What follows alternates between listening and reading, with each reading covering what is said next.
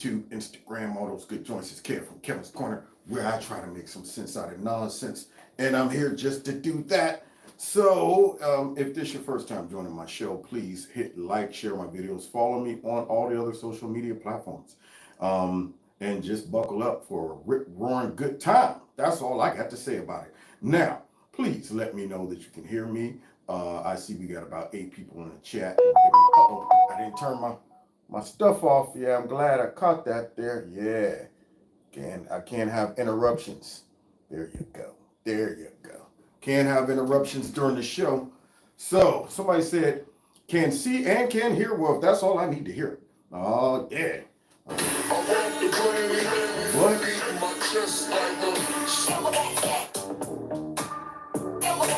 Real gorilla. Real gorilla.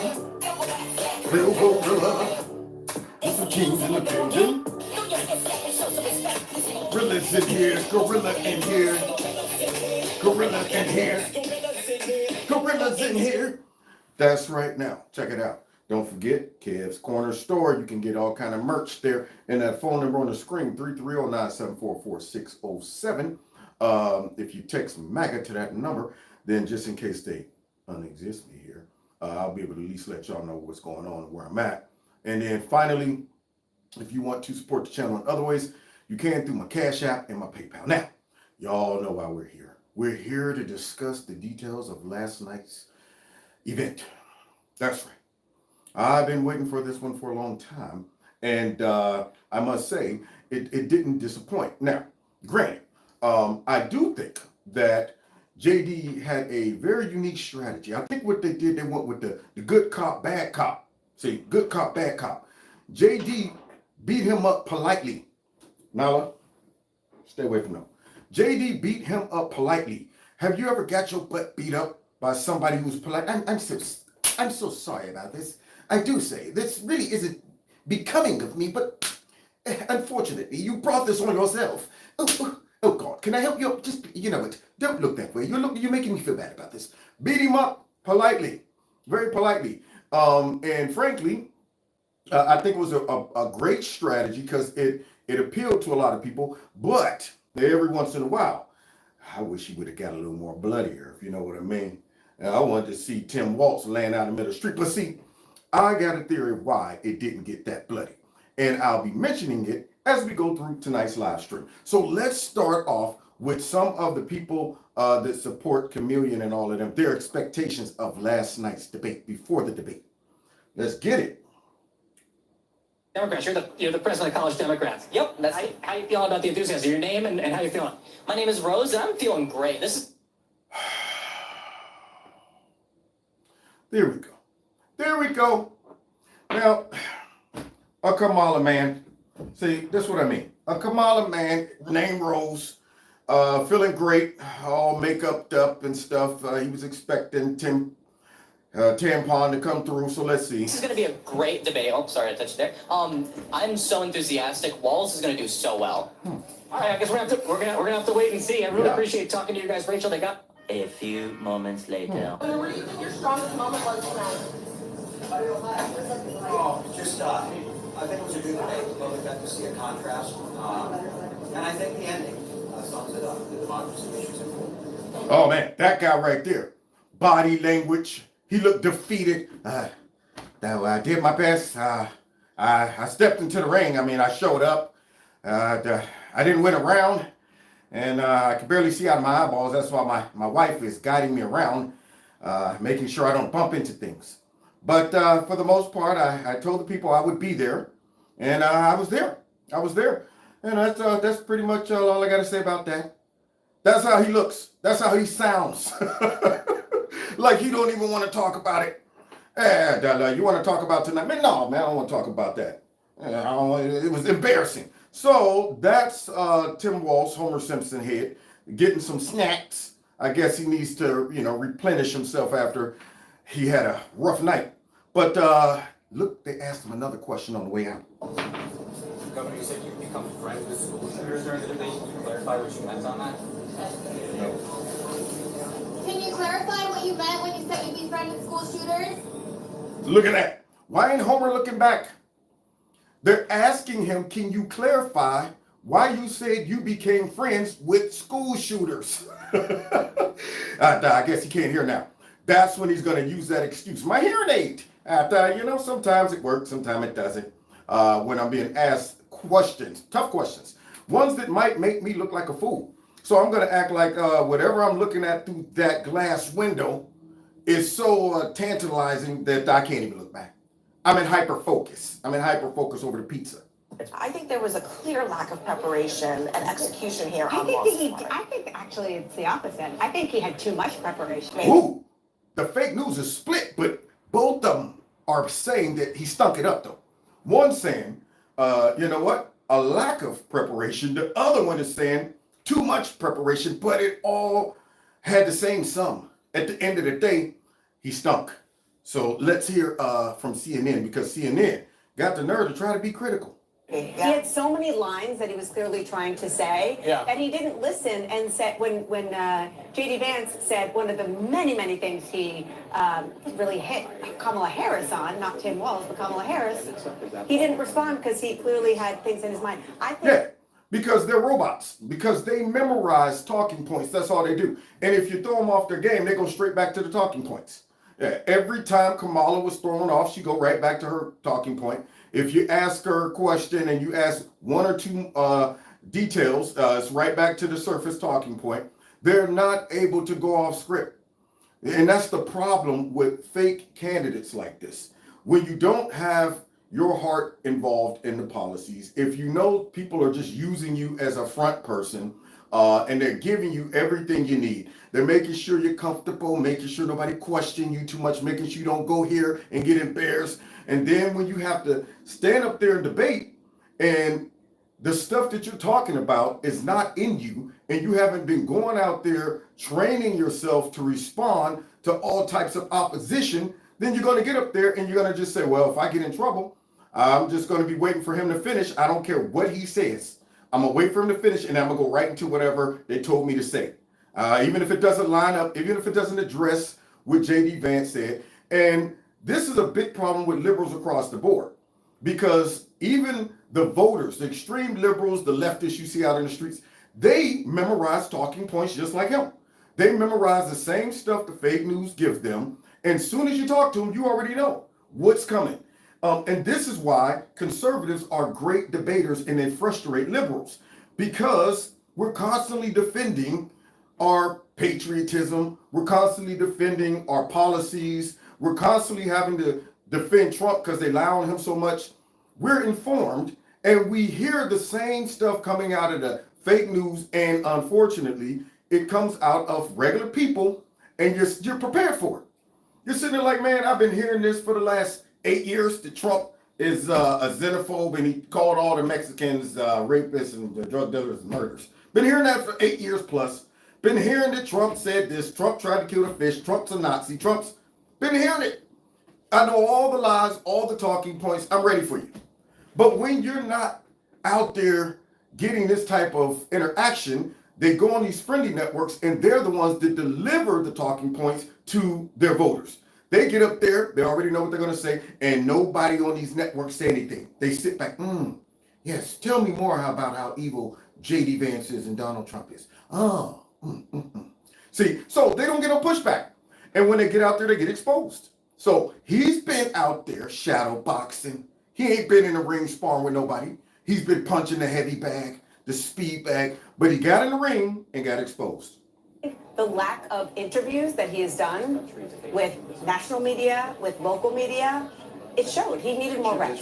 He needed more reps. I agree. I mean, J.D. Vance is much more experienced at this, at public speaking, at defending himself, at pivoting. What? Yeah, and it seemed like it almost hurt them to have to recognize that. I know it hurt them. I know they put all their chips on Homer Simpson head. I know they were like, man, I hope JD come out there and knock it out the park. But unfortunately, he was so bad I can't even, try to cover up. But, of course, there are networks out there that don't mind belittling themselves, prostituting themselves, degrading themselves, to still try to gaslight folks into thinking that Homer Simpson head did well. One Democratic strategist in a battleground state was actually very critical of Walz's performance tonight, telling us Vance is much better at this than Walz. I don't think it matters much, and there's good moments for both sides, but if I have a frustration, is that I don't know what Walz's strategy was tonight. He said his advice to him would have been, you have one job. Goad Trump into debating the VP again. And that would have never worked. That guy don't have the intelligence, the mouthpiece to do that, and he didn't have a strategy. His strategy was to come out there like, there it is. Hey, go out there, Tim, and just throw whatever type of punch. You don't need no style. You don't need no form, nothing. Just come out there swinging wild. Ding! Windmilling, bad haymakers, back fists, all that. That was his strategy. All right, and he got picked apart. Let's continue. Let it rip. I've interviewed you more this week than I've interviewed the entire Democratic ticket this year. But well, look at fake crapper. He's identifying the problem. Yeah. Y'all been hiding these folks up under rugs, rocks, in the basement, wherever, and then sending them out there with fake fans and all of that stuff, and then softball questions, and now they got exposed and fake crappers pointed out. Let's see what this guy right here has to say about it. that's a separate issue. Okay, but the Democratic ticket has not been the Democratic ticket for very long. Make them all three of them. So make it all three. Make it all three. In other words, this. We know y'all formed a coup, got rid of Creepy Sleepy, but Creepy Sleepy was the same way. You think they stuck that dude out there for interviews? Nope. Now all of a sudden, fake crappers recognizing it. You starting to see the pattern all of a sudden. It's too late. You should have been calling this out years ago instead of pretending that Creepy Sleepy was out there saying stupid stuff because he had a stuttering problem. I'll never forget, I think it was Lord Trump, went on Fake Crapper's show, and he chastised her for making fun of Joe Biden's speech because he got a stuttering problem. So, Fake Crapper, I don't want to hear it. Here's a tissue for your issue. But now we got to go there, y'all. We got to go to the toilet bowl of all news networks. That's right. We got to go over to the dumpster, look down in there like, okay, is MSNBC down in there? The dumpster juice, they're swimming around down there. So let's see their take. Now, isn't it funny that we can all watch the same thing, but somehow, these people come to these conclusions. Let's check in with the mental institution. Pretty clear, Vance. Oh, wait, not yet. We got to go through this first because my man Scott Jennings is about to go ahead and drop it. Then we'll get to the mental institution. Here we go.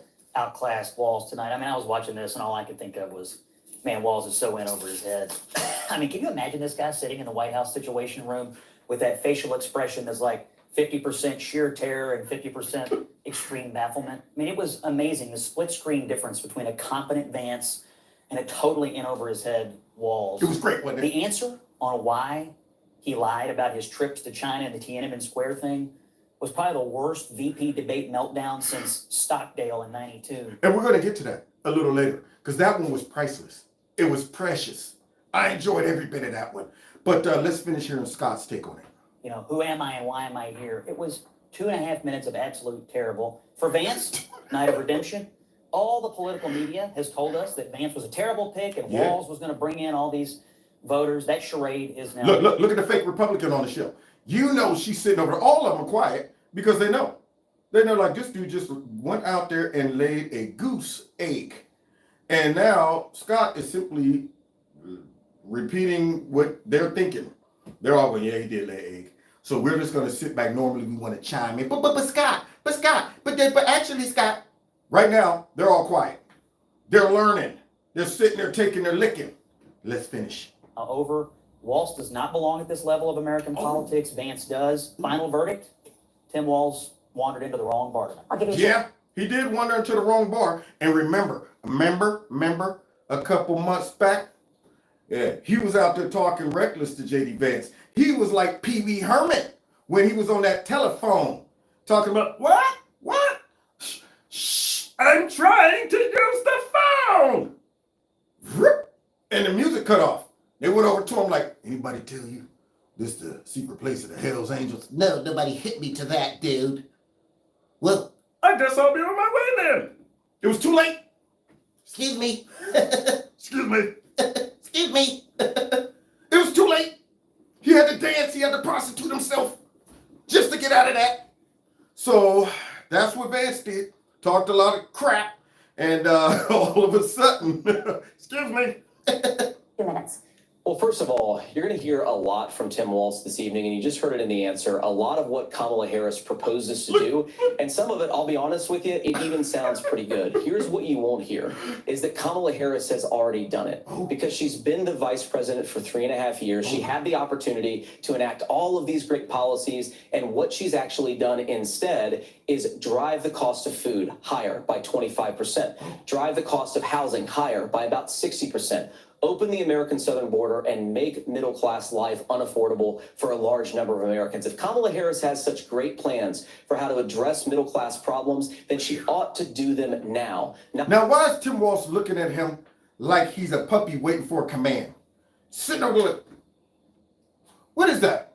Like, I'm just waiting to see, what you want me to do. You want me to sit, run? So now, every once in a while, he looks over in confusion or fear. I don't know. That man got a lot of emotions in that look. I don't know if it's I'm afraid. I don't know if it's I'm confused. We don't know. All right, but let's try to get some clarity. Not when asking for a promotion, but in the job the American people gave her 3.5 years ago. First of all, Tim just said something that I agree with. We don't want to blame immigrants for higher housing prices, but we do want to blame Kamala Harris for... Ooh! Some of the highlights, y'all. Some of my favorites of the night. You see Tim look up like, ooh, that was a good one. He probably in his head said, that was a good one. Man, I walked right into that one. Yep, nobody's blaming the illegal immigrants. They're only doing what the administration allowed them to do. Now, you can see where this is going. This is already starting to get out of hand. And the fake moderators are like, all right, now look, girl, we're the last hope. Now we got to try to do something. We got to step in. And they stepped in multiple ways, which we're going to get to. But one of the ways they stepped in was asking questions to J.D. Vance a certain way that would kind of put him on the defense. And then immediately going to Tim Walz like, what do you think about that? Do you want to address what he said about this? They never did that to J.D. They never, when Tim Walz said something about Project 2025, they never said, well, Senator Vance, would you like to address what Walz said about Project 2025? Would you like to expound upon that? They didn't do that. But they kept doing it with, J.D. Vance. They would always stop with, after you get finished with something, they would ask, him, would you like to go ahead and debunk that? You like to address this particular point? Basically, you need to go ahead and address that, try to downshoot it, and then what we're going to do is say, now we got to move on. I'm sorry, our time is limited. We got to move on. But J.D. Vance handled it well, and he straight came out and said, yeah, you're right. I'm not blaming the illegal immigrants. I'm blaming the folks that brought them here. Search the border. Letting in millions of illegal aliens into this country, which does drive up costs, Tim. 25 million illegal aliens competing with Americans for scarce homes is one of the most significant drivers of home prices in the country. It's why we have massive increases in home prices that have happened right alongside massive increases in illegal alien populations under Kamala Harris's leadership. Oppose a preemptive strike by Israel. Look at him, y'all. He's sitting there like, I'm all on my own now. Here we go. Because really I'm a Marxist, and I probably don't even like Israel, but I got to try to pretend that I do without offending also all of the crazy radical folks out there to support Hamas. So let's see how he answers it, y'all. On Iran, you have 2 minutes. Well, thank you, and thank you for those joining at home tonight. Let's keep in mind where this started. October 7th, Hamas terrorists massacred over 1,400 Israelis and took prisoners. Israel's ability. Oh my. Now, that man looks like he's reading a teleprompter, and he's not. Maybe they wrote the notes on the back of his eyelids or something. What is going on with that?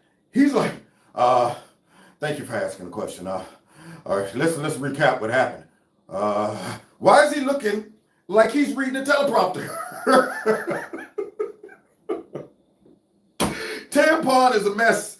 All right, let's continue though, watching him read the invisible teleprompter. to be able to defend itself is absolutely fundamental. What we've seen out of Vice President Harris is we've seen steady leadership. We've seen a calmness that is able. Oh boy, we ain't seen Chameleon Harris up until the time that she decided I'm gonna go ahead and stage the coup with the rest of the Democrats and take over. Steady leadership. Name one thing she has put her hands on that turned out well. Nothing. Maybe Willie Brown. That was it. I put my hands on him and it turned out pretty well for me. I ended up getting all kind of jobs from it. But besides that, nothing. I have nothing. So here he is talking about she's handled things very well. We wouldn't be in the condition we're in right about now if she did. To be able to draw on the coalitions to bring them together. Understanding that our allies matter. When our allies see Donald Trump turn towards Vladimir Putin, turn towards North Korea. Look at that. Straight up talking point. Straight up talking point. Now, we all know that Trump was way better on Putin, Xi, North Korea, all of them. We all know Trump has the art of the deal. So I guess then what he's saying is that Donald Trump was nice to them. That's why we had peace. Is that what it is? He was so nice to them. Kim Jong-un decided, well, I'm not going to start shooting rockets anymore. I'm going to cut that mess out. And Xi, he was so nice to Xi that Xi said, you know what? I'm going to willfully start paying tariffs. I'm going to do that. You know what? You don't have to put no tariffs on us. None of that stuff. We'll go ahead. We know that we've been treating you guys unfairly. We have been treating you unfairly. So I guess Putin decided, since Trump is my buddy, I'm not going to invade any of these other countries. I'm just going to sit back and you let them tell it. Trump was Putin's Russian agent. So you would have thought that would have been a great opportunity for Putin to act a fool. So all of this stuff started happening on their watch. And he has the nerve to try to sell the American people this narrative that Trump is the one that cozies up with all of these evil dictators and all that. And they would take advantage of Trump. Why didn't they? Why did they take advantage of Trump the first 4 years? Why didn't we have any of these wars the first 4 years? But yet, Chameleon and them step in, and we see her butt overseas talking about, I'm here in Eastern, Eastern Europe, Western Europe, right here. And we saw her handiwork. So let's continue. As she said, we had a great relationship with North Korea. Walz just accused Donald Trump of being an agent of chaos. Donald Trump actually delivered stability in the world, and he did it by establishing effective deterrence. People were afraid of stepping out of line. That's right. Iran, which launched this attack, has received over $100 billion in unfrozen assets thanks to the Kamala Harris administration. What do they use that money for? They use it to buy weapons that they're now launching against our allies, and God forbid, potentially launching against the United States as well. Wow. Beautifully said, JD. And I know Tampon was over there admiring his work. Like, that guy's good. That guy's really good. Oh, come on, Tampon, pull it together. All right, let's see. I'm going to rebuttal. All right, the Iran is, they are doing stuff in the nuclear deal that Trump, good. That was the worst nuclear deal ever. Absolutely ever. Yeah, you don't need a nuclear deal if they know that, hey, America will put their foot up our butt if we keep playing around. Deal or no deal. But nah, not the Democrats. Gave them pretty much everything they wanted. And they're wondering why they're acting a fool now and out of control. Yeah. Did Iran do anything after Trump killed Solomon Grundy? All they did was blew up a couple of buildings, empty buildings, made it look like they were doing stuff. But one thing they didn't do is kill or hurt any American soldiers or any of our infrastructure. They didn't do that. They knew better. Let's continue watching some of the highlights. I've become friends with school shooters. I've seen it. I've become friends with school shooters. Whoa, was that a gaffe? That's a gaffe or a laugh? Oh man, and I wish this one will just take this dude right here. I became friends with school shooters. What do you mean by that, Tampon? Would you like to elaborate? I wonder if he even caught it after he said it. That's my question. Yeah, I want you to expound upon that. Where did that Freudian slip come from? But he just straight up I became friends with school shooters. Honestly, Tim, I think you got a tough job here because you've got to play whack-a-mole. You've got to pretend that Donald Trump didn't deliver rising take-home pay, which of course he did. You've got to pretend that Donald Trump didn't deliver lower inflation, which of course he did. And then you simultaneously got to... Man, this dude is looking at him like he's looking at a ghost. What is that look? Jeez, oh man. Oh boy, I tell you. And remember, guys, JD was supposed to be the weird one. He's supposed to be the weird one. Oh man, Tim, he ain't blinked or nothing. Defend Kamala Harris's atrocious economic record, which has made gas, groceries, and housing unaffordable for American citizens. I was raised by a woman who would sometimes go into medical debt so that she could put food on the table in our household. Yeah, I know what it's like to not be able to afford the things that you need to afford. We can do so much better. To all of you watching, we can get back to an America that's affordable again. Look at that, like, is it almost over yet? After how much time we got? Is the debate finished? Man. Got to get back to common sense economic principles. You say trust the experts, but those same experts for 40 years said that if we shipped our manufacturing base off to China, we'd get cheaper goods. They lied about that. They said if we shipped our industrial base off to other countries, to Mexico and elsewhere, it would make the middle class stronger. They were wrong about that. They were wrong about the idea that if we made America less self-reliant, less productive in our own nation, that it would somehow make us better off, and they were wrong about it. Yes, they were. And this is the reason why Trump has all the support that he has.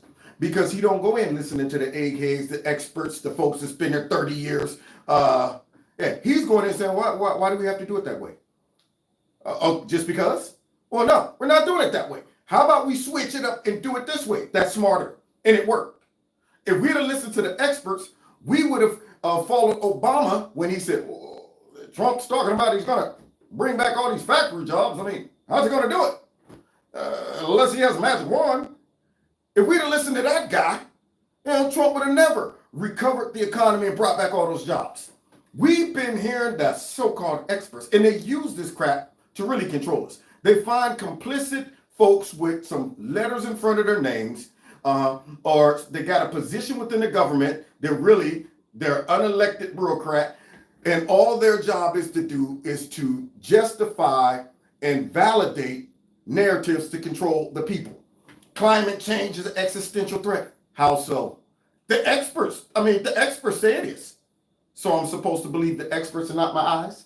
Winter's been coming here in Youngstown, Ohio for as long as I've been alive. Summer comes, spring comes, all of that. Hurricanes been coming all of this time. I mean, this is nothing new. All my life, but all of a sudden now, we got to worry about climate change. Number one, enough to make us change up our whole economy, our whole way of life, our whole infrastructure. And I wonder sometimes if they aren't trying to scare us into another trap. We stick some over here, boom, and make everybody run over here for something they got planned to benefit them. We want y'all all to invest in this. We want you all to put this on the top of your houses. We want you all to, and I'm saying, now, wait a minute now. Instead of letting the market just drive us there, letting people saying, hey man, this is hot. You need to try this.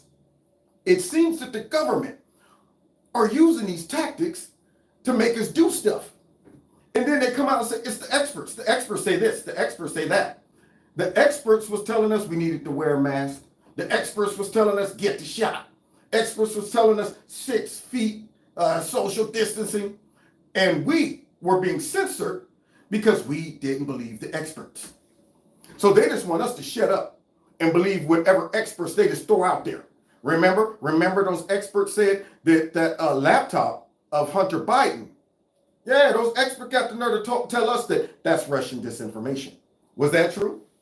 That's my question. Remember those experts justified why Black Lives Matter could protest during the dang on pandemic.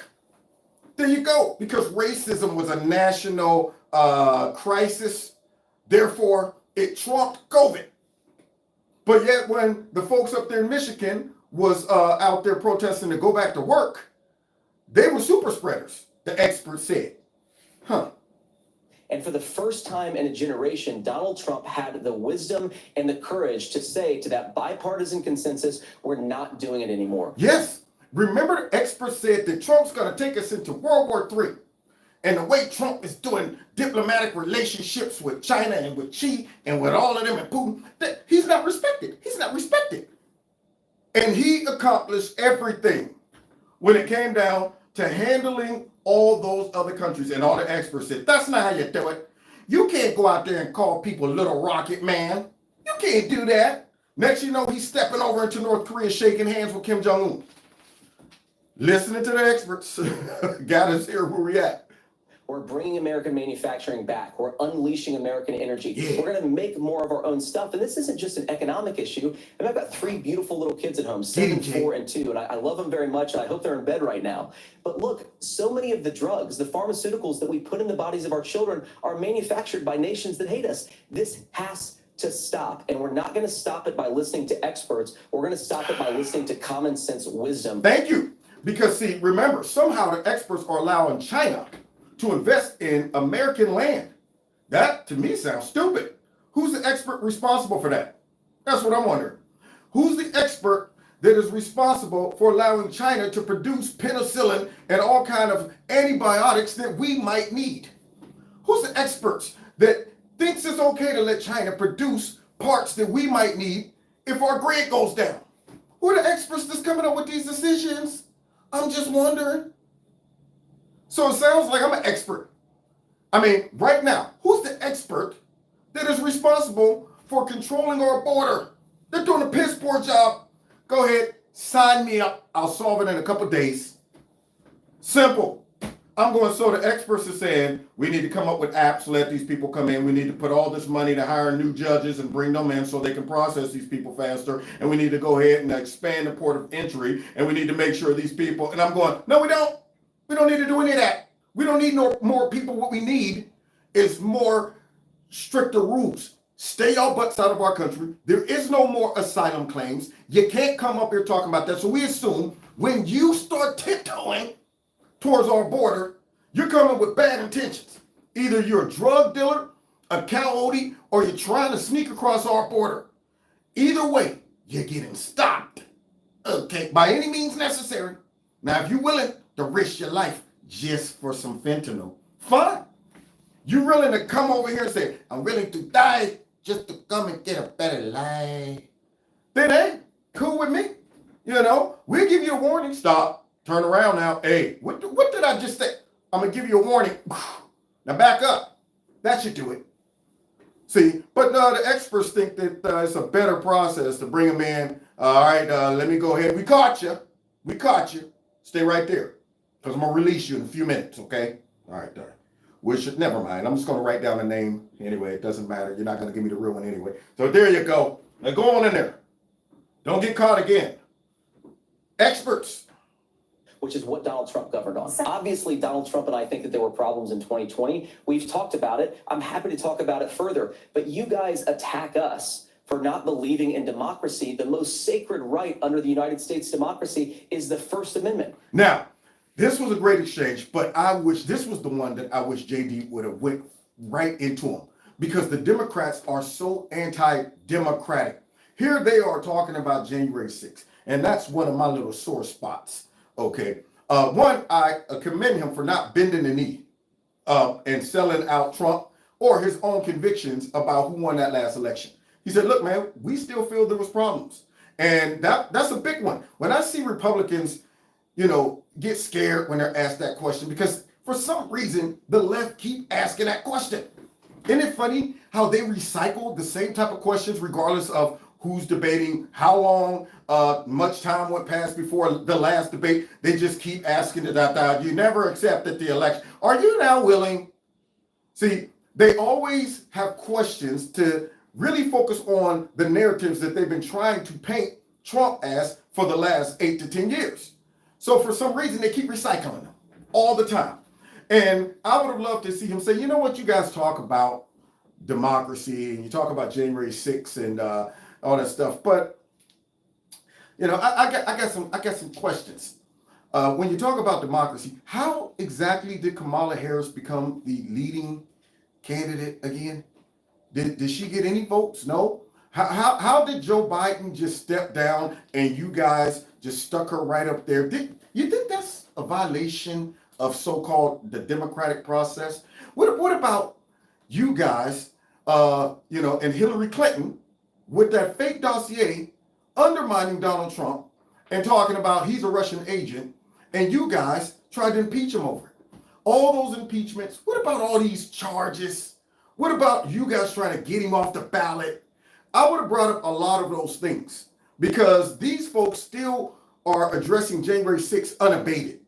They're able to come out there and throw this stuff out there, and nobody challenges all of the flaws in the whole J6 narrative. So yes, you might just ignore it and don't get into a squabble with him, but it makes it look like he has a legitimate case when he's bringing up J6.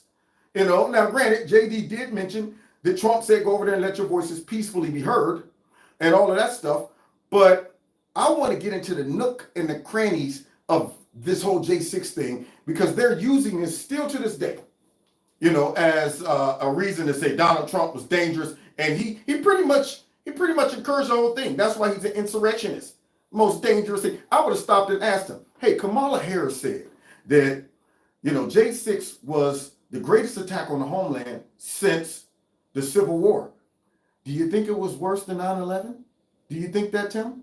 Do you think it was worse than, Pearl Harbor? I would have asked him these questions since he wanted to bring up J6. Because see, when we saw all the footage, we saw people walking around in the Capitol and the police opening doors and walking with them. Does that look like an insurrection? Does that look like it's worse than J6? Why would Kamala Harris degrade all of the lives that were lost during September 11th and during Pearl Harbor? Why would she go ahead and just disrespect all of those people who died by saying J6 was the greatest attack on the homeland since the Civil War? Please, I would have made him have to defend that statement. You yourself have said there's no First Amendment right to misinformation. Kamala Harris wants to use the power of the government and big tech to silence people from speaking their minds. That is a threat to democracy that will long outlive this present political moment. I would like Democrats and Republicans to both reject censorship. Let's persuade one another. Let's argue about ideas, and then let's come together afterwards. You can't yell fire in a crowded theater. What that got to do with this? We all know that. But actually, you can yell fire in a crowded theater if it's a fire. See, yeah, actually, she said Pearl Harbor. That's what she said. I could have swore I heard her say the Civil War one time. But even if she did say Pearl Harbor, I guess then she still would be overlooking a whole bunch of other horrific attacks on the homeland. So she might have. Knowing her, she probably said them both. But nonetheless, this guy is like, you can't yell fire in a crowded theater. Well, what if there is a fire? We all know there are a few things that you can't say, without some type of repercussion. But these folks are getting deep into trying to control our speech because they are so raggedy as a party. They know that the majority of people disagree with their policies, their agenda, and we expose them too much and they can no longer control us. So the way they're going to do it is come up with stuff like what we're about to see, which is really propaganda disguised as dis and misinformation and fact checking. That's all it is. It's another form of, censorship by coming up with these whole new concepts, fact checking everything, the dis and misinformation. When did that become a thing? Oh, when y'all realize y'all lost control of the narrative. Let's continue though. That's the test. That's the Supreme Court test. Tim, fire in a crowded theater. You guys wanted to kick people off of Facebook for saying that toddlers shouldn't wear masks. Senator, the governor does have the floor. Fire in a crowded theater. That is the policies of the government, which is the right of every American. It kind of reminded me of the June 27th debate when Kamala Harris that night said of Joe Biden, it was a slow start, but a strong finish. And that's how I felt that Tim Walz kind of did tonight. To use Tim Walz's own words, a lot about this debate tonight was weird. There were uncomfortable, cringy moments, but overall, I think my takeaway was something that rings pretty Priebus said on the outset, which was that J.D. Vance needed to come away as that humble, likable guy from Hillbilly Elegy. It seemed like he did perhaps get some points in that. Wow, I know it hurt her to have to say that. And honestly, J.D. Vance, to me, I've been following him for a long time. You know, and he's always been likable to me. You know, I mean, when he ran for the Senate, I actually went and heard him speak in Youngstown. I mean, a very likable guy. The first thing he did is came out and apologized about the things he said and thought about Donald Trump. And he won my heart right there. And I was like, see, that's good. He made a serious confession that, man, I was absolutely wrong. And so that lady had to recognize that. And it's real hard now for them to now adopt or readopt that narrative that J.D. Vance is the weird one. After watching Tim during this whole debate. So all the folks that really never got a chance to observe J.D. Vance got a chance to observe him. And hopefully they got enough common sense to say he doesn't fit the characteristics of someone who's weird. Actually, the guy staring with his eyeballs wide open, looking nervous, he kind of makes me feel like he's weird. To me, I'll make a political point, which is that what Vance did was something Donald Trump was incapable of doing during his presidential debate, which is repeatedly saying, if Kamala Harris was going to do these things, why didn't she in office? Now, whether voters buy that or not, Tim Walz mentioned the Inflation Reduction Act and a variety of other items under Biden. But returning to that political point has worked in the past for Donald Trump against Hillary Clinton. We'll see if it works this time. I'd like to make a final point on tone. The J.D. Vance on that stage was very different than what people may have seen in podcasts. But then there was an air of unreality about it. He talked about bipartisan solutions with nuance of a kind we never saw during the Trump administration. There is no doubt. So he was very crafty when it came down to recreating, or should I say, establishing his image to those that just been listening to the fake news or never heard about him. He was very crafty because J.D. Vance could have teed off on Tampon. He could have teed off on him all day long.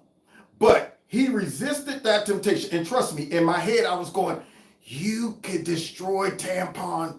Do you understand? They opened up the door for him. Oh, man, you know how much dirt Tampon got on him? You understand he's a dirty tampon?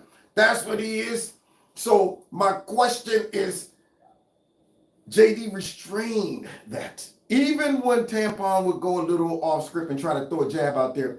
And I'm thinking, do you understand how much stuff he has opened himself up to? JD resisted it and came out looking squeaky clean. I don't know if I would have had the discipline to do that. I ain't gonna even lie. And there's a couple times that I was going, ooh, if it was me, let's continue. In my mind, however Governor Walz did in terms of sincerity, that Vance won this debate. Why did Vance win this debate? For the same reason that Cheney trounced Lieberman when they debated, or Kennedy trounced Nixon when they debated, because they were not the stereotypes. Walz did come across as the substitute teacher, being up against, dealing with the snotty, sharp kid in the class. But Vance didn't just take that stereotype. Vance proved himself to be someone who could moderate his tone, who could be agreeable where necessary. He wasn't the wicked, aggressive stereotype that the mainstream media has made him out to be. So Vance, to me, propelled, as Cheney did and as Kennedy did, I think Vance propelled himself. And believe me, I don't particularly care for 90% of his policies. Well, who cares what you think, Geraldo?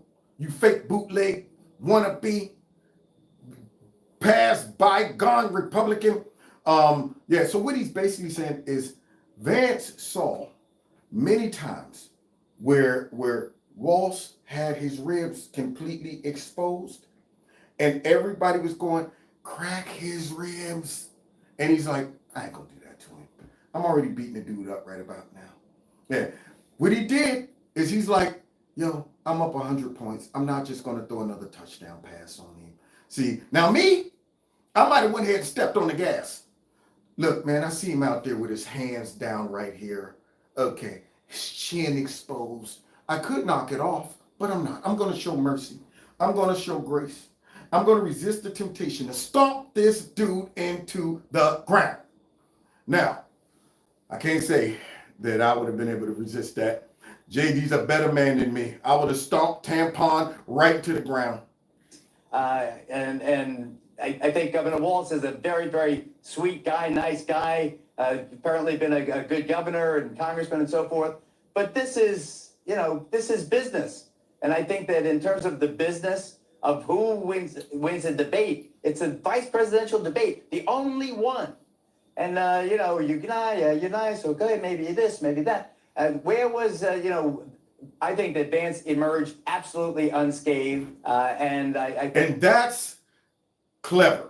See, if he would have did what I would have did, which would have just called out Tampon on all his lies, I'd have went down that list. I would have been like, yo, man, first I need you to answer about these tampons in the bathroom of little boys. I want you to answer about that. I want to also talk to you about how you've been running your own state. What's up with them licenses for illegal immigrants, since you're talking about Kamala's been strong on this and that, and this and that? What's up with that?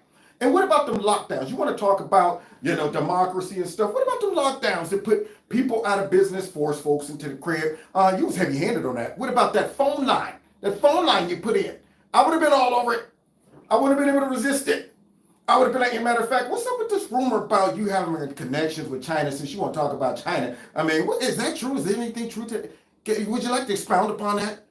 I mean, he has so many ways that he could get beat to death. But that's why I think Tampon made sure he didn't open himself up for that. He made sure he was real gentle with JD. He was real polite too. And he didn't get personal. He didn't try to bring up nothing about no couches. He was like, look, let me try to just stick to the policies. I ain't gonna try to get dirty and down in the muck and the mire, because I got too many lies hanging out there on me. I got all of these things that JD would beat me up if I start getting a little too rough and too dirty. So Tampon tried to play it smooth too. He didn't want to open up those cans because, boy, but I would have opened them up anyway. If I was in the ring, I'd be like, you know what, you ain't gonna open the can? You ain't gonna open it? Okay. Now it's open. But let's continue though. I think Walz tread water. That one of these candidates is much slicker than the other, is a much more practiced, kind of professional debate style speaker, and the other candidate won. There was one bad moment for Tim Walz in this debate. Just where one? He got mixed up and embarrassed in answering a question about. Mixed up and embarrassed? Now wait a minute, Toucan Sam Humpty Nose. Rachel Mad Cow coming out talking about the freestyle. Meanwhile, I kick the big kick in. So you see that twisted thing? You see her like this? So now here she is. There was just one moment. So there was only one moment where he just kind of got twisted up and mixed up. No, he lied. The man lied. Just like he lied about all that other stuff. When they asked him during his little side meeting with Kamala, who's sitting on her side, and asked him about that. My wife always tells me that sometimes my grammar isn't so good. What kind of answer was that? You never went ahead and addressed the fact that you lied about it. When he so-called addressed his stolen valor, not in front of reporters though. It was in front of a very, complicit audience. And he just went over his record, his service. And I'm very proud of it. Now, and I just want to say JD Vance, he should be proud of his too. I respect that. But he never addressed the fact that he lied. But here she is. She's covering it up. She's redefining what he did. Exactly what month he had been in China in relation to the Tiananmen Square protest? It seems to me, if the goal is to make Tim Walz your neighbor, your Midwest neighbor, a nice guy, actually, despite all the things we're saying this morning, it's mission accomplished, and Tim Walz got exactly what he needed out of this, and so did Kamala Harris. Are you kidding me? Are you kidding me? Morning Joe, man, their prostitution has no bounds. No bounds. MSNBC, man. They're prostitutes for nothing, man. They're all hoes. They're hoes. They're not even prostitutes. They're hoes. They're giving it away. I'm sitting there going, you got to be kidding me. That's what you got out of that? Are y'all still going to try to come out here and sell us on, the Tampon did good. He walked away. The champ, I don't know how you scored the fight. And I'm going, man, there becomes that point where I'm going, how much money do you get to come out there and pull your skirt up, Morning Joe? Or you just say, this one's on the house? It's unreal. Listen to this. Listen to Raggedy Patty coming out with that green on again, looking like a leprechaun. A little bit when we were sitting over there waiting. I think Tim Walz is one of the best communicators out there in Democratic politics. And he propelled himself onto the ticket because he is such an effective, good communicator. That's not why. I mean, boy, I tell you. It's like, you know, your girl trying to sell you on some dude he's nice, but he's tender to the eye. Girl, I think he's one of the most handsome guys on the inside that you can meet. I mean, look at him. He got an eyeball, and he got like at least kind of almost most of his teeth. And, you know, I know he got one leg that's shorter than the other, but that adds character. That adds character, see, girl. I mean, you know, you see, it's a pimp walk. That's all you got to look at it as. And you going, you trying to sell me on this dude? No, don't hook me up. I don't want no double dates with this dude, okay? All right? I got one eyebrow and one eye. But let's continue. There were so many niceties on that debate stage tonight. I am just kind of like, well, if you agree so much with JD Vance, why should they vote for you? Simone with that dome don't like it. She like, I don't like the niceness. But see, what she's not realizing is that Tampon couldn't afford to get dirty. He couldn't get too combative. You know what I'm saying? Because see, if Vance start throwing questions out there about those lies, you think he malfunctioned over that one lie that Rachel Madcow just tried to, you know, downplay?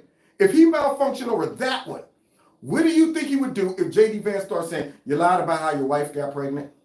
You lied about your DUI? You've been lying about your valor this whole time. If he start throwing that stuff out there, do you think the debate would be over?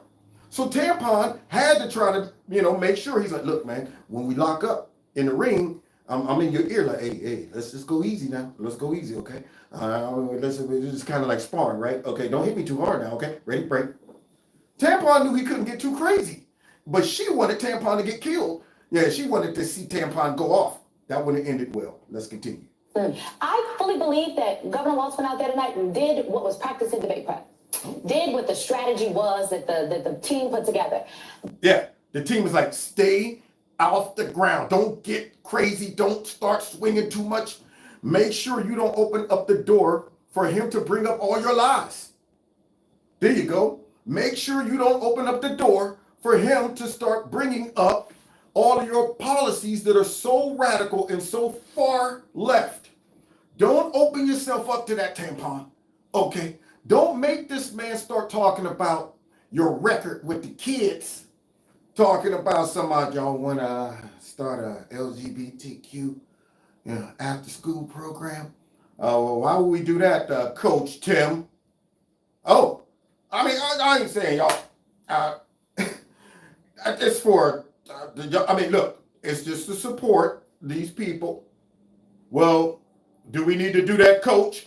Look, but he didn't want him to bring up the fact that, were you really a coach or were you kind of like an assistant? I mean, people been calling you the coach and all. I want to know about that. He didn't bring that up. See, he would have had to defend too many things if it would have got personal. So they made sure, don't get personal. Kind of keep it light, Tim, because, yeah, it would have been this moment coming up all night long in a minute. That was not the Governor Walz that I had seen out on the campaign trail. That's not the Governor Walz that I had seen during the beefsteaks, right? That was not the JD Vance that I know to be true. I mean, goodness, JD Vance was on that stage. He was sorry about Amber Thurman.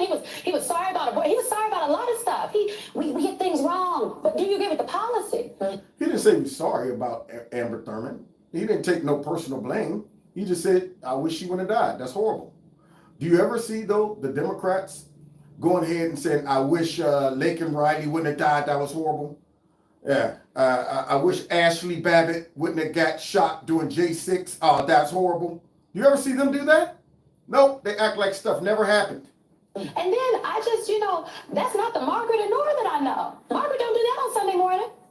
So I just think that I know that there's so many people out there that want normal.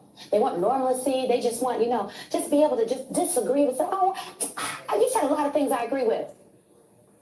This is not a normal election. JD Vance is actually not Paul Ryan. And Donald Trump sure as heck is not Mitt Romney. So she wanted good. That's exactly why I like him. I like him like that. I don't know what you're talking about. See, I don't want to go back to that mess, dome head, but let's go ahead and continue because some of the fake news is still mad. Okay? And what happened on that debate stage tonight was not enough contrast, was not clear enough for people sitting at home or frankly who will probably consume this through the clips in their local news or here on MSNBC or on social media to distinguish and make a difference. She mad, y'all. She mad because what J.D. Vance did is calmed a whole bunch of moderates or people in the middle. He calmed them down.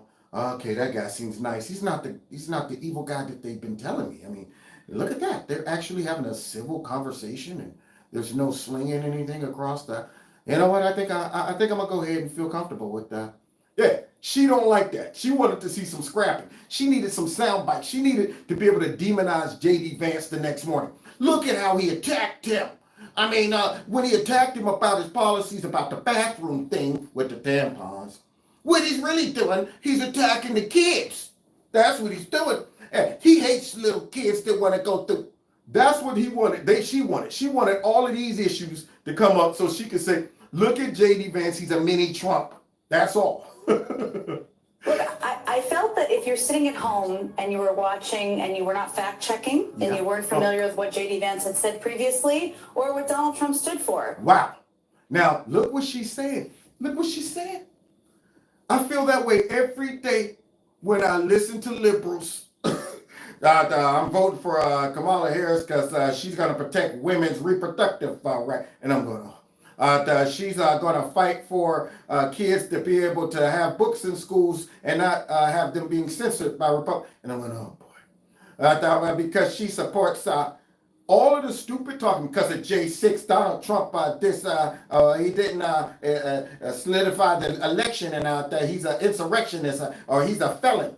So I always say, if you're sitting home watching these networks, you're not getting a dose of reality, and that's why you come to these crazy conclusions. Only people who listen to these fools would even think about voting for Kamala Harris and tampon. He seemed at many moments to be reasonable. Yeah. And the reason some of these people think Kamala Harris might be palatable is because everything y'all have done is to make her seem to be reasonable, seem to be moderate, seem to be coherent, seem to be able to put together one or maybe two words. That's about it. Seem to be able to do that. They have created that image. And I'm saying, man, only people who watch this could come to those conclusions. See? And that was clearly a change in tone. And I know you all were talking about the strategic shift there. That was interesting to watch. Watching Tim Walz, what I thought about was when he emerged onto the scene, we all probably interviewed him 5 times during Veep Stakes. He propelled himself single-handedly into Veep Stakes, right? He became the running mate because of their chemistry, but also because he was so effective at connecting people authentically. And you think that's what we got out of Tim Walz, tampon? So effective in connecting people. Nobody likes that guy. Nobody. That's why he's getting booed all over the place. That's why he's a buffoon. That's why you keep him. If he was that guy, y'all would have him out there all the time. Y'all would have this dude out there handling all kind of interviews. And then y'all go ahead and stage some stunt to try to make him appeal to men. Y'all picked him because y'all thought that he would be able to appeal to hardworking middle-class Americans. And he doesn't. He's awkward. He's weird. He's socially of a misfit in a sense. That guy right there got problems. He's not appealing to anybody. And yeah, here she is talking about he was very this and that and this and that. Yeah, it was a DI pick. It's like we need a white guy because we can't go with too much cinnamon. That's too much. We can't overdose with black. Okay, so even though I ain't really black, I'm kind of like maybe cream. I'm cream, light cream. Yeah, but we want to go ahead and whiten it up. Make it lighter. We got to make it lighter. So bring in a white guy. We definitely need the guys' votes. Okay. And we want somebody who's maybe, kind of masculine, but not too masculine. Not too masculine. Because, see, we don't want toxic masculinity, taking over our party. And the next couple of years, we're going to get rid of all of that. We want all the masculinity gone. Yeah, that's it. And by 2030, all masculinity is going to be gone out of the Democrat Party. That's our goal. Let's continue. Organically on television. He's been absent. I think that's a huge mistake. No, it's not. It's a strategic move because they realize, we thought this dude had the juice. We thought he was somebody we could stick out there in front of our parents. Look, Mom, I'm bringing my girlfriend home, and then found out that she was crazy. Well, are you and your girlfriend coming for the weekend? Nah, we changed our mind. We're just going to stay and watch a movie. Well, when am I going to meet her? You know what? She's kind of shy all of a sudden. Hey, put on a wonderful face first couple weeks. And, I'm about to take her home and show her off to all of my family. Then one day you come in and she's sitting in a dimly lit room. Why you late? I don't think I can take you around the family. So let's continue. To hold him back and not put him out there. Meaning he hasn't been in the media. He hasn't been out in the media for a while. He's been absent. I do think that's a missed opportunity. But tonight, I felt like he was spending a lot of time in the first half or 2/3 proving he read the briefing materials. It's the audacity. I agree with you that we're in year 9 and no one knows how to cover the audacity. The audacity, is it someone should have said, stop it, stop. Are you effing kidding me? I mean, they should have dropped that F-bomb, right? I mean, they should just, this is a debate, this should be the only chance. Look at them. They're flipping out. Where's my bottle? I need a bottle for some tears. This is the deal. How could they let, you know what, this is ridiculous. She can't even get her words together. I still don't know what she's talking about. As people have to see the difference. Oh, guys. And then, of course, we come to this, the fake fact check. Last night's moderators promised us they would take a step back on the fact-checking and let the VP candidates correct each other, but it only took about 25 minutes for us to get this heated moment. You, Governor, and just to clarify for our viewers, Springfield, Ohio does have a large number of Haitian migrants who have legal status, temporary protected status. Well, Margaret, but thank you, Senator. We have so much to get Look to. at Margaret, I think it's Look at those two sellouts, those two operatives. They knew soon as they said that J.D. Vance was going to respond, and both of them.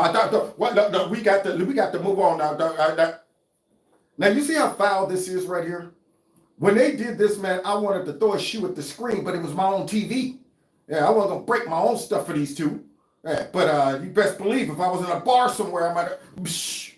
So now here those two come in, decide that I just want to mention. We're going to turn out of the economy, thank Margaret, you. the rules were that you guys weren't going to fact The check. economy, they act like we don't know what they're doing. That's the crazy part about it. They throw that jab out there. They know JD is going to respond, and then they both team up trying to move on. I think we got a lot to move out there. We got to move on. Why? Why we got to move on? Why do y'all get to control what the conversation is about? Hey, I mean, y'all got the whole crowd interested to see what's going to happen. Now y'all going to switch it up? Usually, when the folks is going, ooh, that don't mean switch the channel. Don't be like that stupid DJ that when he's DJing and only giving you about 15 to 20 seconds of a song, can't read the crowd. Song come on, you know what I'm saying? Vibrant thing, boom, boom, boom. Such a vibrant thing. Special girl, real good girl. And all of that, and the folks go, oh, snap, and then whoop. And he goes to something else. You go, oh, man, would you let the song play? So the song was playing right here. And what did they do? And brought in some garbage. Feelings, nothing more than feelings. And I'm sitting up here jamming to Busta Rhymes. You come in with some feelings. So now they go ahead and try to switch it up because they know they had to save that narrative. Remember, right now the hottest narrative is Donald Trump and those Haitians down there. See, that's the hot narrative right now. So they got to protect that one. They got to protect that one. I think it's important to say what's actually going on. So there's an application called the CBP One app, where you can go on as an illegal migrant, apply for asylum or apply for parole, and be granted legal status at the wave of a Kamala Harris open border wand. That is not a person coming in, applying for a green card and waiting for 10 years. That is the facilitation of illegal immigration, Margaret, by our own Senator, for leadership. describing the. Now listen to what they're doing right now. Okay, they're still protecting the illegal immigration status, knowing though that really all of these changes, all of these accommodations have been introduced by the Biden-Harris administration to make it easier and more proficient for these folks to come. In other words, we're disguising illegal immigration and making it look like it's legal. We're accommodating these illegal immigrants. And we're just simply because right now we're in charge, we could just say, oh, well, this particular new process isn't illegal. We'll allow it. We'll allow it. So she is trying to save the Democrats and their policies in this process that led to all of those immigrants down there. She don't want anybody looking at these immigrants as illegal immigrants or immigrants that shouldn't even be here if it wasn't for the Harris administration changing up these processes and allowing them to come easily, accommodating them. And so while J.D. Vance is explaining that, what does she do? Not only try to interrupt him, but then got the nerve to come in. Thank you for explaining the legal process. Legal process. We have so much to get to, Senator. Those We have laws so have been on much. the books. And look, those laws have been on the books for. Yeah, why didn't they say shut your mouth, tampon? And we got to get to something else. Since 1990. Thank you, gentlemen. The We want to CBP have. app has not been on the books since 1990. It's something that Kamala Harris. Oh, yeah, now they want to cut his Gentlemen, mic. the audience can't hear you because your mics are cut. We have so much we want to get to. Why? Why do we need to get to so much? Why are y'all in a rush? So you can bring up J6 again? Stuff that nobody cares about? So y'all can next go ahead and move to that climate change? Doing stupid stuff like, you know what? These latest hurricanes, it's been a tragedy. It's been a tragedy. Which brings me to climate change. Donald Trump once called climate change, and I said to myself, you got to be kidding me. Y'all buddy hopped over this current administration where dang on Joe Biden was at the crib somewhere talking about, I made phone calls. And Kamala was on a plane faking photos and doing fundraising. And the people are down there going, where's everybody? Why can't we get some supplies down here? And they bring up the hurricane only to open up a door to try to go after Trump over his climate change statement. That's what these two is about. As if Americans out here think climate change should even be in this debate. Man, I wanted to knock their heads together like when I was in kindergarten. Me and my boy Craig was marching around the table. We were singing some song. And we saw this girl that we both had a crush on kiss this dude. For some reason, they didn't have to march like us. And we stopped, held up the marching line, and Miss Candy, I still remember her name, snuck up behind us both and grabbed us by the heads and said, ah, bang, had a headache the whole day. Went to the crib, went straight to sleep. When I came, my mom was like, what's wrong with you, boy? My head hurt. You think I told her what happened? Nope. I was scared I was going to get a whooping. Back in the day, I was like, man, teacher almost just killed me. But if I tell my mom, she going to really kill me. So I'm just going to take this L. Yeah. Knocked our heads together. That's what I want to do to those two. I wish I had some stretch arms, strong arms that you can see come right through that screen. So these two bring up climate change instead of how would you handle the current crisis? See, stuff like that. So we already know what they're about as they try to shut down J.D. Vance. Thank you for explaining the legal process. Say something about the monitors because we And then look at this. we spend a lot Look of at time their on it before the interpretation of debate, this. and they defied whatever. I mean, they did great. they did great. a great job, and they also used their mic muting power. And I actually think if you're a woman, that might be the worst moment J.D. Vance had because Oh God. Do you see? That's why I said, man, they are the toilet bowl. They are the worst, man. They're the lowest dang on level of so-called, a network that's supposed to be talking about news or whatever.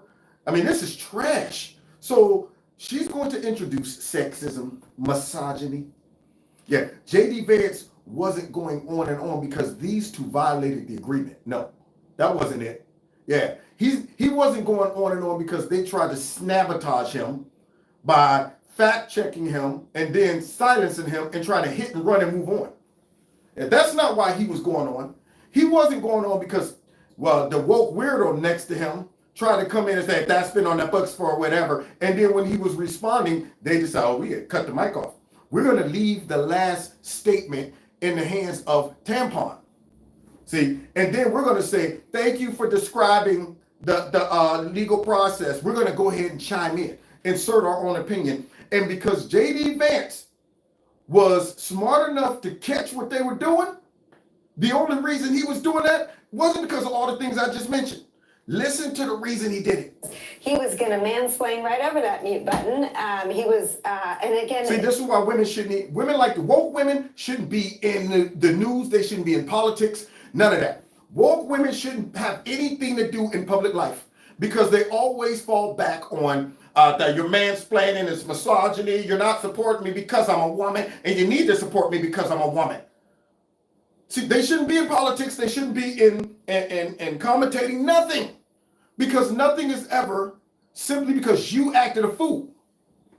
It's never that. It's always because you're mansplaining, you're disrespecting these women. They're always trying to make it seem like somebody's offending somebody because of some other motive besides y'all violated the whole agreement and tried to sabotage me.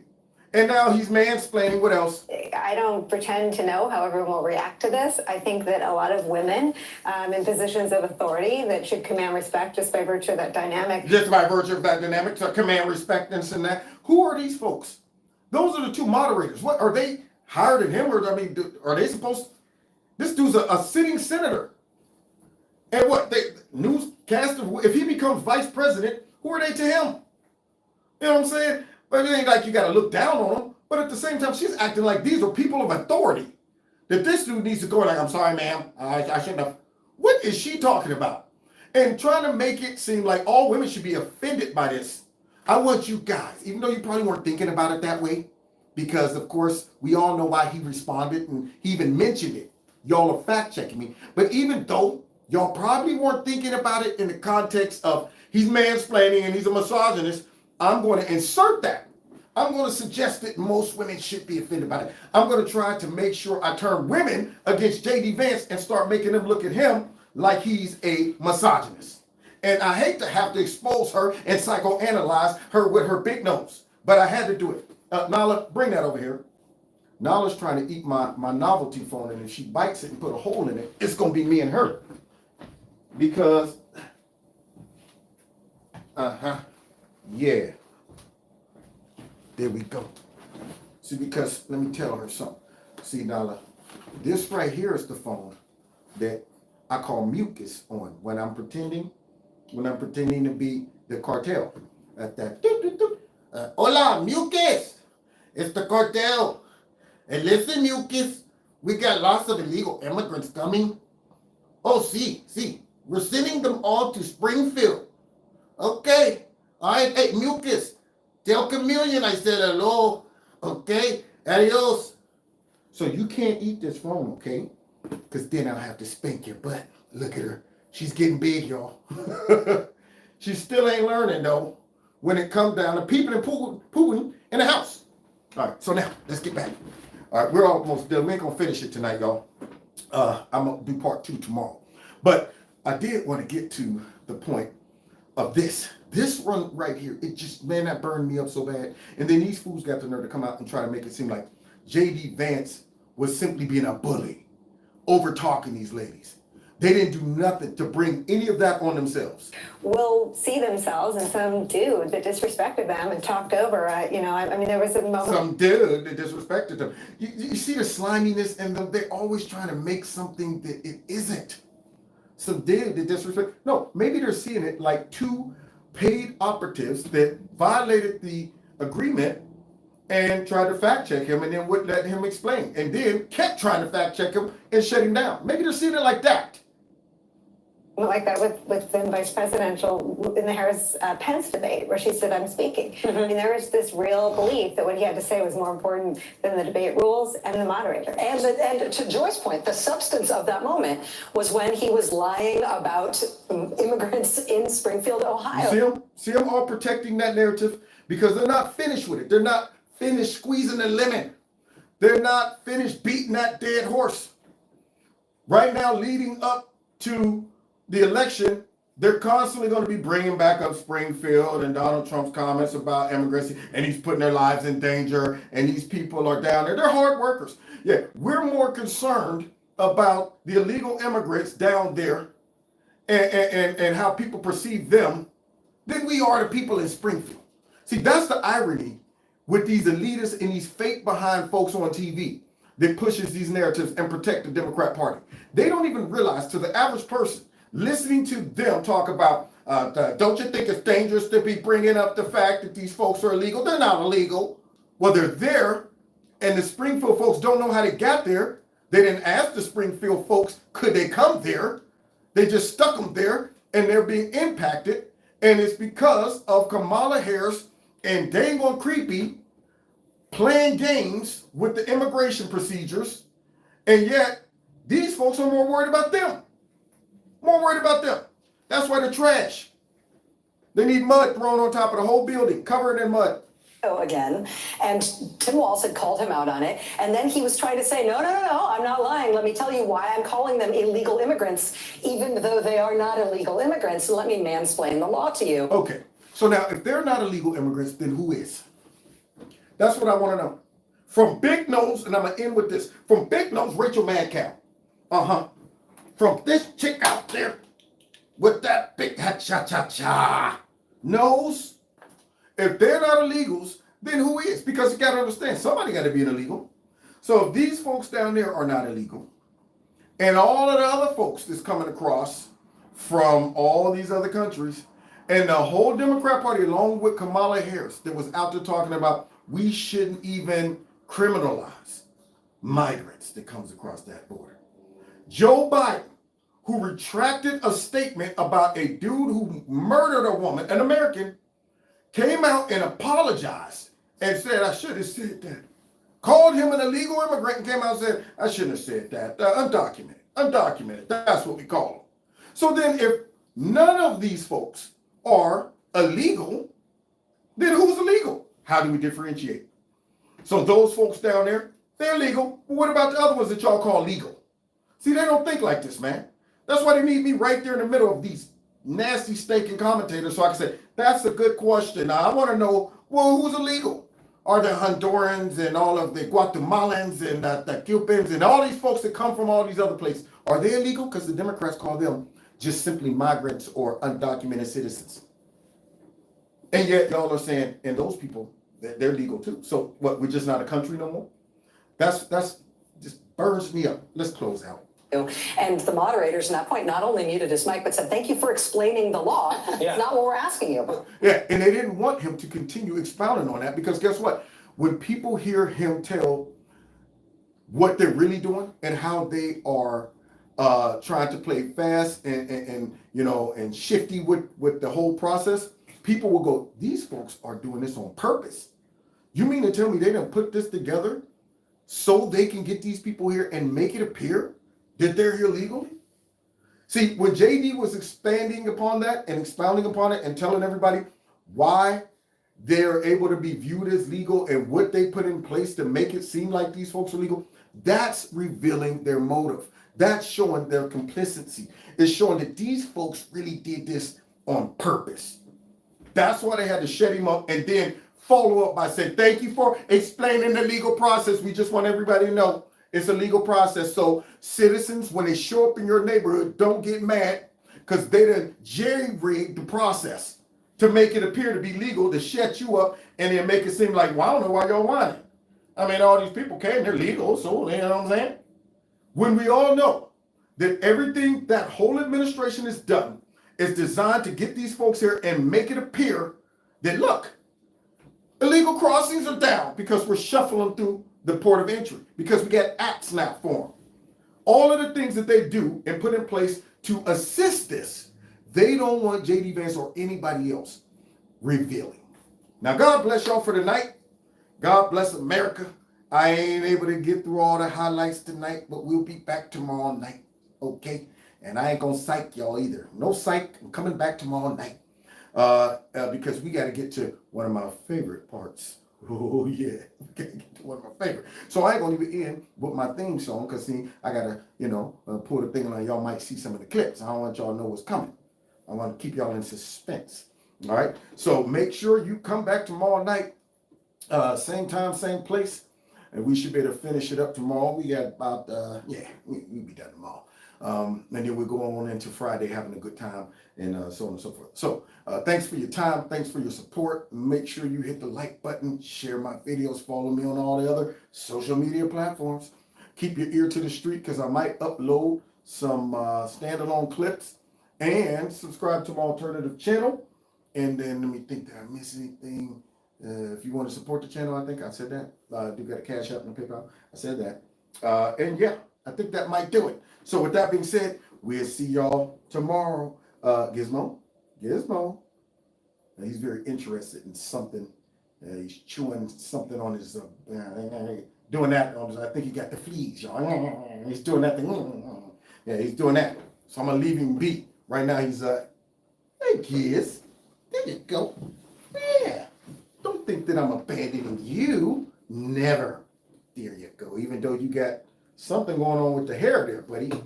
Yeah, we're gonna there's the yawn.